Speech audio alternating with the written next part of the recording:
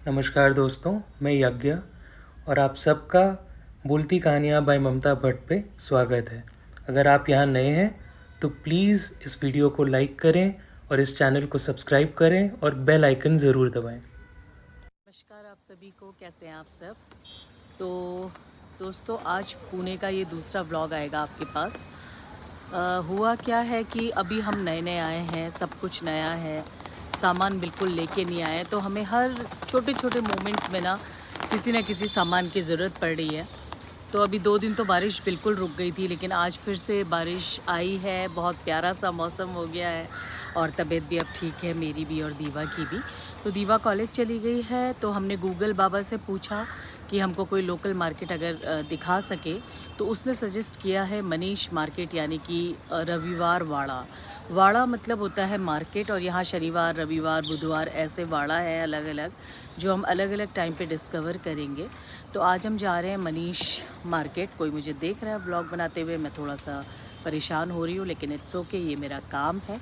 तो मैं और मिस्टर पांडे, हम दोनों छाता लेके निकल पड़े हैं, और जितना हो सकता है हम वॉक करेंगे, और जहाँ हम थक जाएंगे वहाँ हम ऑटो ले लेंगे। यहाँ ऑटो की मनमानियाँ बहुत चलती हैं, पर इट्स ओके, सामान होगा वापस आते समय। तो चलिए आपको भी घुमाती हूँ क्या है ये मनीष मार्केट रविवार वाड़ा। चलें। बैठ गए हम दोनों ऑटो में, और बार बार सुभाष को ठीक करना पड़ता है, नॉर्मल अवस्था में लेके आना पड़ता है, और मैं रास्ते पर पक पक पक पक बातें करके उसको एंगेज करने की कोशिश करती हूँ।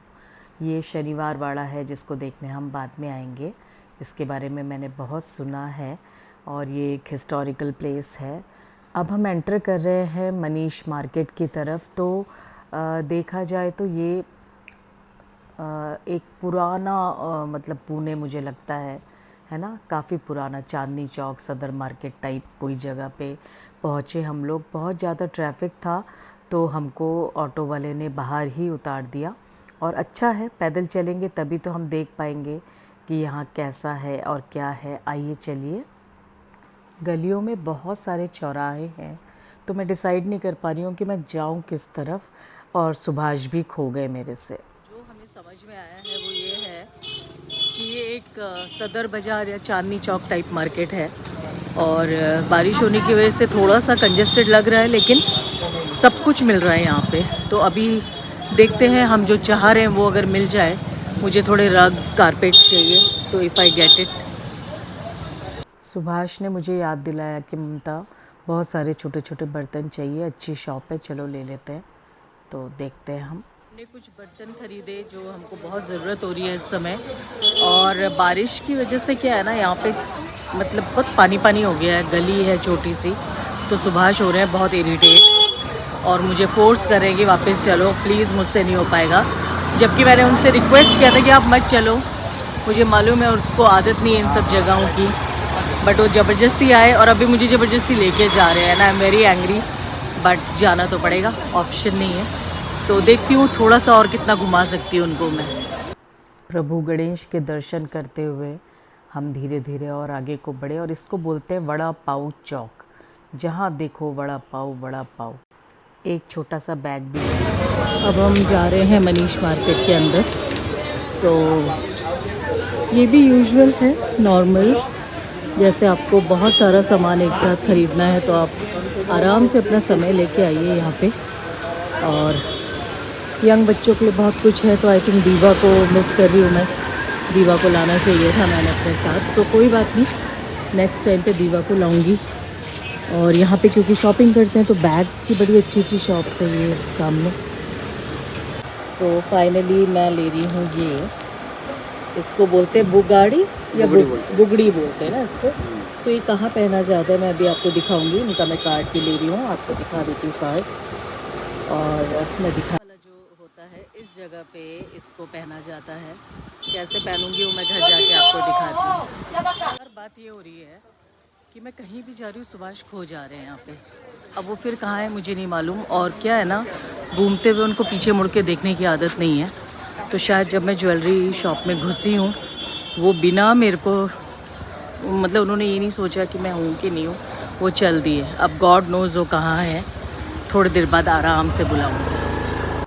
तो बड़ी मुश्किल से जाके मुझे एक शॉप दिख गई है।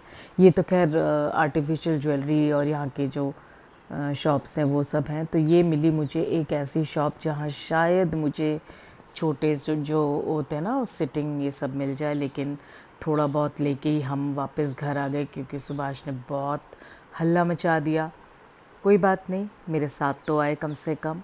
और हम रास्ते भर मिठाइयों की दुकानें, ज्वेलर्स की शॉप, ये सब देखते हुए किसी भी नए शहर में मुझे तो बहुत मज़ा आता है। फिर ऑटो राइड से ना आपको और आराम से धीरे धीरे सारी मार्केट्स दिख जाती हैं, तो एटलीस्ट एक आइडिया हो जाता है। तो बार बार पलट के जो है शनिवार वाड़ा दिख रहा था जो हमें कह रहा था कि जल्दी से आ जाओ। तो वीकेंड में देखते हैं। यहाँ एक लड़ाई देखी जिसमें बुज़ुर्ग को यंग लोग मार रहे थे, बहुत बुरा लगा। और पहुँच गए हम अपने प्यारे से घर पे। कैसा लगा आपको? कुछ तो कहो। आपको मॉल चाहिए बस, राइट? ये लोकल प्लेसेस देखना बहुत ज़रूरी होता है, पता है आपको? तभी आप वहाँ की संस्कृति को समझ पाओगे। समझ पा रहे पांडे जी? समझ रहे हैं ना? मुँह लाल हो गया। हम वापस मार्केट से, और ये था आज का टूर रविवार वाड़ा का। तो बेसिकली एक थोक मार्केट है ये।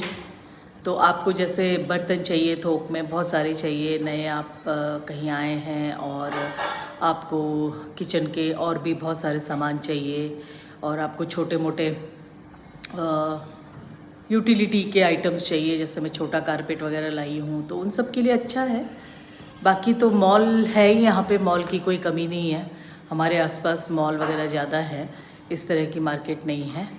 और अब नेक्स्ट मेरा जो मिशन है, एक अच्छी सब्ज़ी मंडी ढूंढनी है मुझे, क्योंकि सब्ज़ी अगर आपको दिल्ली में रहने की आदत है और हल्द्वानी में रहने की आदत है, तो उसके हिसाब से तो सब्ज़ी यहाँ 4-5 गुना ज़्यादा रेट में मिल रही है। मतलब 80 रुपये पाव, 100 रुपये पाव, ऐसे बोलते हैं यहाँ पे सब्ज़ी के ठेले। तो ठेलों से लेना तो बहुत बड़ी बेवकूफ़ी है। ब्लिंकिट में कभी कभार थोड़ा ठीक ठाक मिल जाता है, लेकिन मुझे यही बताया जा रहा है लोकल लोगों के थ्रू कि आप मंडी ढूंढिए और मंडी से हफ्ते की एक सब्ज़ी ले आइए। तो उससे पहले हमारे पास एक छोटी सी कार होना बहुत ज़रूरी है, तो कार भी चाहिए।